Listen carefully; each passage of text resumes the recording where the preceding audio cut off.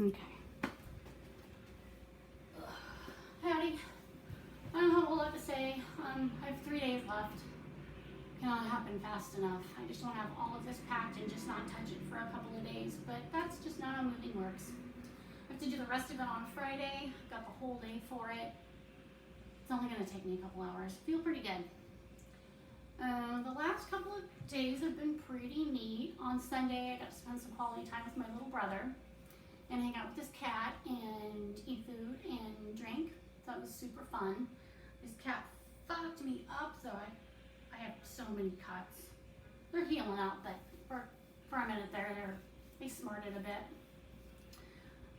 Coy and I went to Beppe and Gioni's on Monday and sat outside, which I haven't done hardly ever. So that was really, really fun.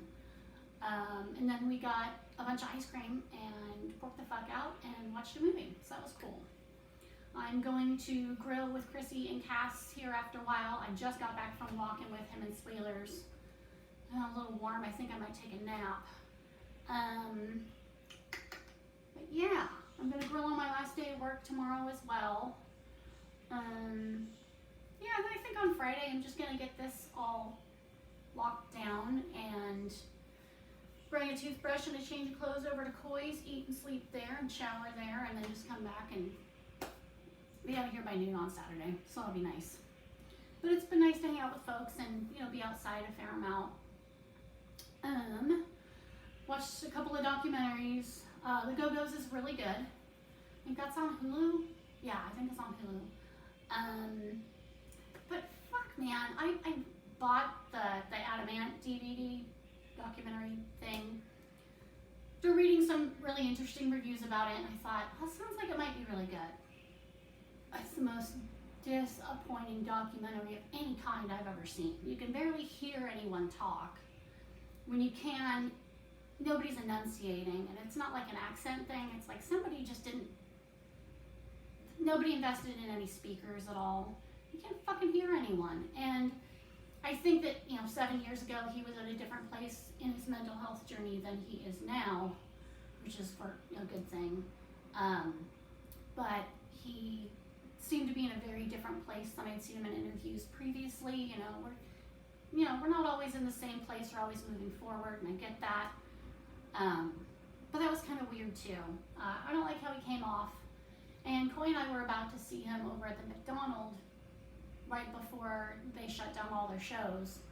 So if he ends up coming back around, I'm gonna look into it more before I commit to a ticket, because I don't want to see a shitty show.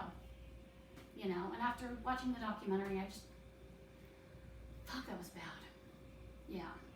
But what's good is that I found a buttload of Tonight Show Johnny Carson's from like 74 to when he retired in 92. And fuck, those are really fun. Like, I'll just hang out and just look stuff or people up when I hear them talking, like pause it just so I can kind of stay with it. Because I don't know everyone on the show for sure, Some folks are like a flash in the pan, or they're journalists that I wasn't aware of, or just lots of different kinds of folks. But I like the perspective that it gives me, because everybody needs to know what life was like before they were born. Like, we didn't just, like, the switch in the back, of our heads didn't just switch on and we just start animating when people are born. So it's just handy to know what was the conversation in our culture during that time. I like it. I have fun with it. I'm like obsessed with it, and I want to watch all of them now. But I don't think they have all of them. I'm gonna try to figure that out at some point. But it's been kind of a neat little hobby. It doesn't really cost me anything for right now, and it's fun. And I get to see, again, different perspective. Some comics that I never really paid any attention to before. I really like Buddy Hackett. Didn't think I would. I got a different perspective on like Rodney Dangerfield than I did before, because he just comes off kind of like, fuck, what an asshole. But I understand that's a persona, and people really liked working with him. So that helped me to kind of give him a chance and kind of see past some of that too.